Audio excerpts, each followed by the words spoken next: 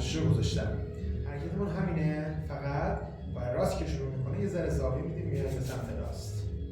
پای چپ که شروع میکنه زاویه رو میدیم میایم به سمت چپ. پس میشه 1 2 3 1 2 3. فقط حواسمون هست که بدنمون زیاد نچرخه. زاویه بدنم عوض شد.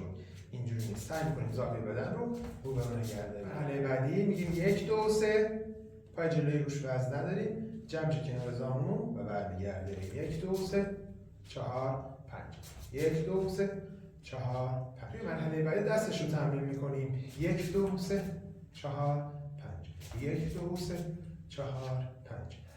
توی مرحله بعدش دو تا پرش اضافه می‌کنیم روی 4 و 5 به این صورت. 1 2 3 4 5. 1 2 3 4 1 2 3